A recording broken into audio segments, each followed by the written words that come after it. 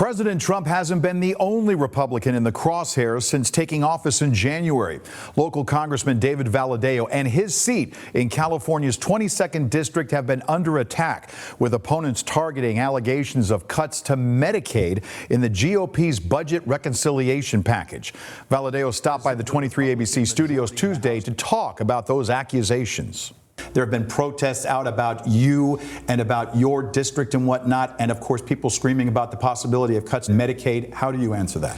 Well, one, the protests I think are politically motivated, and essentially they're the Democrat operatives who are out there using talking points from Washington, D.C., telling them you need to accuse them of this. But as far as actual policy that's been implemented, there's been zero policy that's actually been implemented. None of these things have actually taken effect. And to be 100% honest, Medicaid has never even been mentioned in any single piece of legislation that we voted on. Is it something that's being talked about as potential policy? Yes. Should people be vocal who are concerned? 100% reach out to our office and continue to communicate their concerns. I mean, we completely support that. But a lot of the protests, as a lot of people see, it tends to be activist groups, usually based with the Democrat Party, who oppose me in every election cycle, and they're looking to do the same thing again. And what has your stance been up to this point regarding those proposed or potential cuts? Well, I've been very vocal on that front. I sent a letter to leadership just the other day with some of my colleagues telling leadership on the Senate and House side that we do not want to touch Medicaid. We want to make sure we protect it for the most vulnerable population. Are there enough Republican votes to do that, to stop it, if need be? I think there is. But at the end of the day, we have to come up with some sort of deal. And there will be a compromise amongst Republicans. There's enough of us that want to make sure we protect the essential services, but we also have to rein in some spending. So there has to be some sort of compromise on this. We have to get our tax bill across the line. We've also got other policies we're looking at that will also impact that committee, so it doesn't have to be as dramatic on the Medicaid side, because the IRA was part of the overall target that is under that umbrella that Medicaid is also under, and that's where you get some of your Green New Deal type policies that I know this administration is adamantly opposed to. So there's a lot on the table, a lot being talked about. So we want people to be aware of what's going on, be active, and continue to communicate with the office what their concerns are to make sure we advocate for them to the best of our ability. So how long are we talking about here for a potential even vote on this type of a situation? So I think the House will work on some legislation and the Senate will work on others, but at the end of the day, we have to pass our bills, they have to pass theirs, and then to make it to the President's desk before anything actually has an impact. We talked Medicare, Medicaid. What about Social Security? Well, Medicare and Social Security, actually, under the rules of the House, we are not allowed to actually touch those programs under this process. So a lot of the accusation we're getting from the Democrat side where they're saying we're touching these things, the reality is we're not, because we're not even allowed to, much less the political will to do it. There is no, the President's been clear on his position on touching Medicare, Social Security, or even Medicaid. He's put out statements. You can go to his website. He's said things publicly. Enough senators have said the same thing. But as far as Medicare and Social Security, even if we wanted to, we couldn't. When it comes to DOGE, as far as Congress and being informed of exactly what's going on and everything that we see in the headlines about this is being cut and this department's being cut, how much of that is actual reality? I don't know. That's a good question, because they put out so much so fast, and then it gets a lot of headlines for a day or two, and then a lot of it gets pulled back in. Because what ends up happening is they'll put out, we're going to shut down this department, or we're going to shut down, fire these people, and then people from the community will reach out to the White House, reach out to us. We'll reach out to the White House administration and say, hey, this person at USDA served this purpose. This person at this department served this purpose, and this is why we need to. And they end up getting ultimately hired back with usually back pay for their time off. So how much of a savings is hard to argue. I assume there's some department out there that no one called and defended that probably still stayed shuttered, and those are probably the departments that probably needed to go anyways. But those of us who are up there in our communities, making sure that we're advocating for the departments that make the most sense, those departments for the most part have all been opened back up and are continuing to operate. Probably with a little worker morale issue. I imagine this isn't the best way to treat employees, and they're not going to be happy in that role, but we need to get past this and try to get our government as efficient as possible in serving the American people as well as they possibly can, without being a huge burden on the taxpayer, because we are $2 trillion in the hole on an annual basis, and that needs to be addressed as well. So in an overall view, this audit, for lack of a better word, was needed, but now we have to take a look at it in a more realistic fashion? I think us paying attention to and being good stewards of the taxpayer dollar is always needed. We've been going at it from many different approaches for a long period of time. DOGE comes at it from a different angle, and they've approached it in a way that's raised a lot of alarm bells and gotten a lot of activists really fired up. but in the reality, does it actually end up with a lot of these departments being shut down? No, not ultimately. A lot of them are open back up, especially the ones that we know provide a service to the American people. And I mentioned a few of those earlier, but yeah, it's important to make sure that our government is efficient as possible.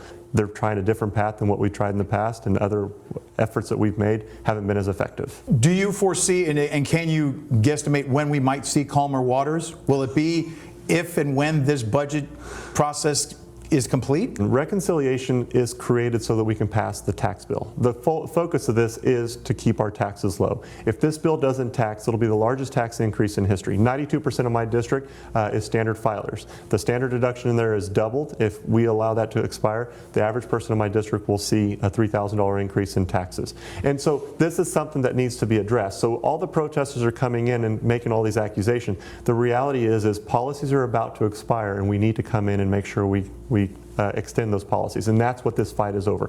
They're trying to make it about health care. The president is trying to avoid the health care debate, and we're trying to do as little, have as little impact on others as possible. But the goal of this is to pass a tax bill that extends the tax bill we passed in 2017, and that had a huge impact on our economy. It encouraged more growth. It encouraged more investment. It helped create more jobs.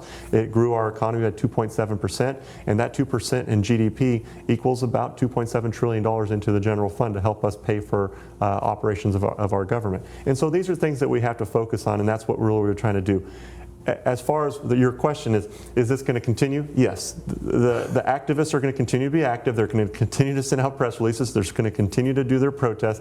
But you have to look at what they're actually doing and what they're fighting against. And a lot of it is really scare tactics, and it's sadly something that they like to do to get people riled up before an election, and I think this will continue through the election, potentially into the next election. There has been some concern just from a state level and a county level about a possible reduction in funds and help, whether it's federal or statewide. Have you heard or seen anything about those types of numbers? Yes. And what kind of an impact it might have here? We hear about a lot of concerns out there. One of the biggest concerns I hear a lot about is the state of California has restricted our ability to produce oil here in Kern County.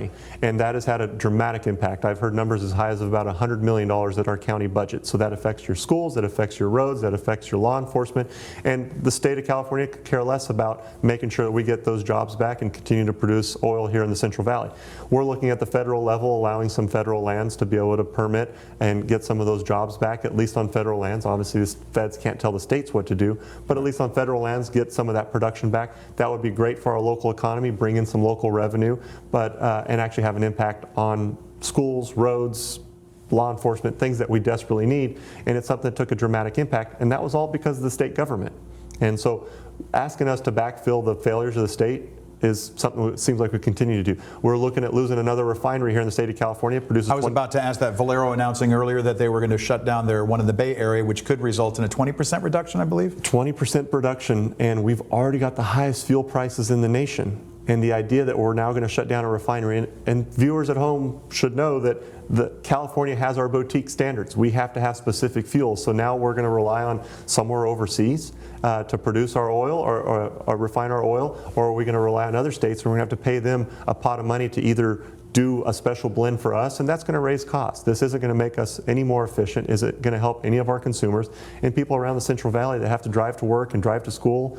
These are going to be costs borne by them, and the protesters aren't protesting the state where they should be, because these are going to impact people, and we're trying to be helpful at the federal level to bring as much production back as possible, but the state continues to play their games and hurt people. Do you see any moment in the near future with Governor Newsom terming out that there could be some sort of a compromise? Governor Newsom called a special session to implement these policies that are having this impact. This was something that even our neighboring states, Democrat governors, were saying, hey, we buy fuel from you. If you do this, this will shut down your refineries and we won't have the ability to purchase this oil or this gas from you. Don't do this. And they decided to go down this path anyways, and now we're seeing what's come of that. Hopefully the governor will realize that and back off, but that would require the state legislature to get back into session and actually implement some policies that would allow them to reverse the course that they passed last year. What, if anything, can you do from the federal level to help out some of the families here who are struggling through the prices and whatnot? You mentioned allowing the pumping on federal land and whatnot. Is there anything else? Well, I mean, the tax bill is something that dramatically affects each individual person. So obviously that's something that, I mean, that's a chunk of money in their checkbook that will not be taken out because the tax cuts will stay in place. That's ultimately what we're working on now. But again, making sure that we bring as much investment as possible is something that can help the local economy, because the only way we can be competitive, the only way we can bring investments here is by lowering those costs. Taxes is one of the biggest drivers of trade policy that affect us, and making sure that we bring investments here instead of someone investing in a state with a lower tax rate. But also energy policy has an impact, and so that's why we make sure that we're addressing that as well. And then you look at the regulatory process. We're also looking at some of the regulations and seeing if we can look at that as a way to bring back some of those investments, create those jobs here, and allowing us to be successful and grow as much as we possibly can here, both in the manufacturing front and the agriculture front.